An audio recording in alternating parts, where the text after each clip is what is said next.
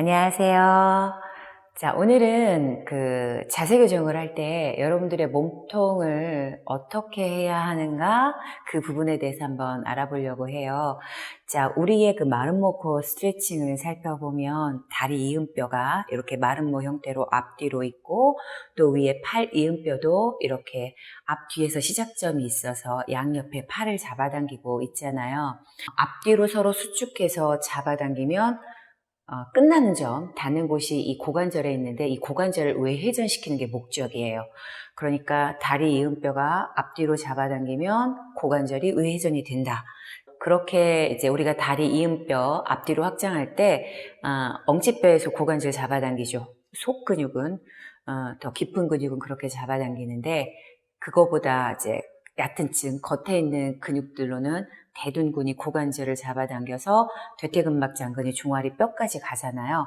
그러면 이 종아리 뼈와 정강이 뼈가 어떤 방향으로 가느냐에 따라 종아리에서 긴 종아리 근육이 발바닥으로 이렇게 들어가죠.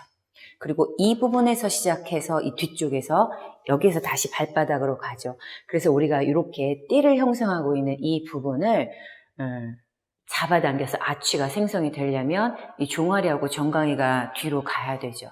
그러면 그 위에 있는 허벅지뼈도 외회전이 돼서 뒤로 가야 되고 이 허벅지 몸통과 머리가 뒤로 가는 건 이 천장관절, 우리의 엉치뼈와 천골과 우리의 장골, 골반, 우리가 이제 골반이라고 하는 이 부분들이 모아져서 이 인대들이 앞으로 밀리는 게 아니고 뒤로 가야지 이 발바닥까지 잡아당기고 결국엔 이 발바닥 띠를 잡아당길 때 발가락이 지면을 미는 힘, 이렇게 돼서 우리가 추진력이 나오게 되는 거잖아요.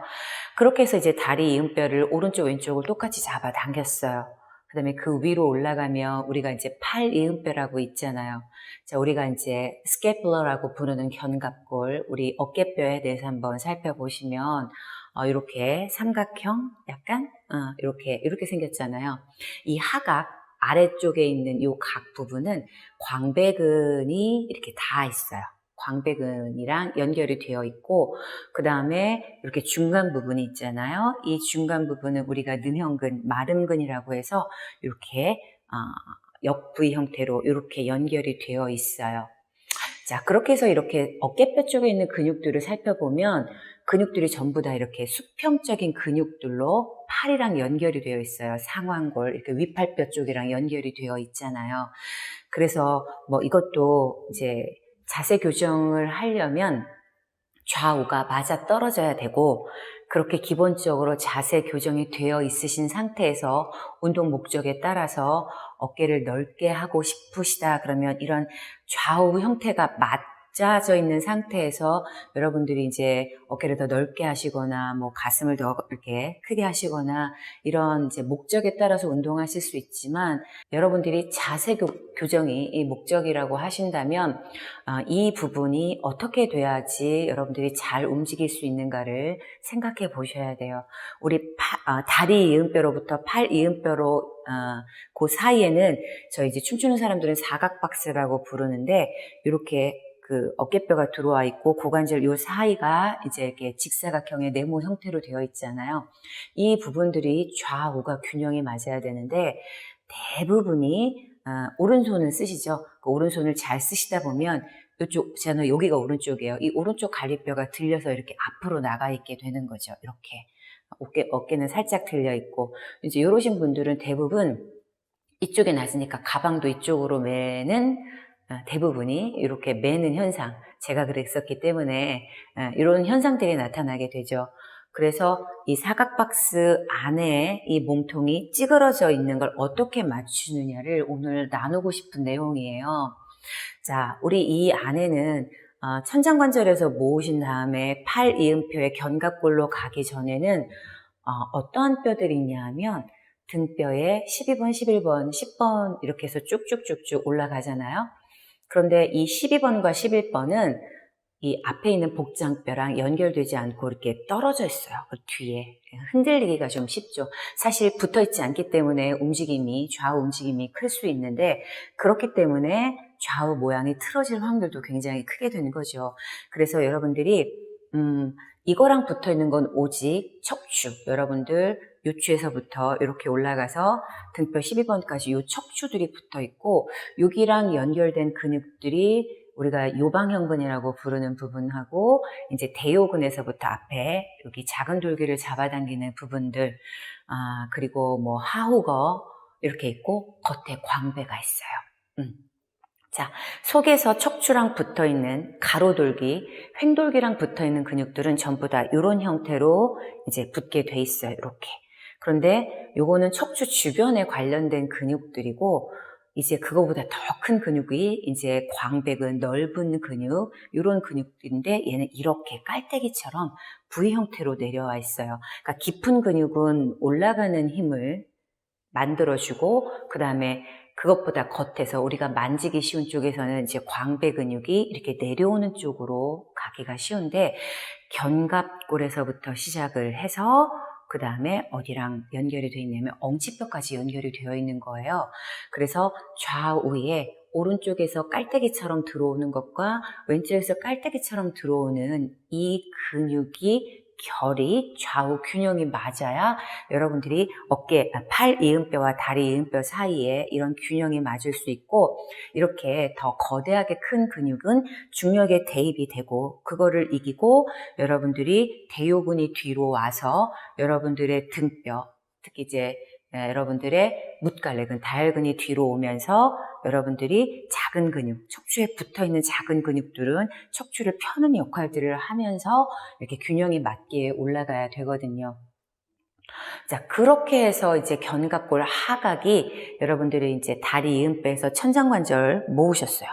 다리 이음뼈에서 이제 천장관절이 고관절을 잡아당기고, 긴종아리와 정강이근, 뒤 정강근, 후경골근 이런 것들을 잡아당길 수 있을 만큼 뒤로 잡아당긴 후에 천장관절에서 다시 여러분들의 횡돌기가 뒤로 가면서 동시에 견갑 하각은 광배로 해서 정확하게 엉치 쪽으로 극돌기로 누르면, 여러분들 여기서 바로 조심하셔야 될 게, 이제 여러분들 능형 마름근에 있는 그 속근육들도 속근육들도 이렇게 올라가고 있죠.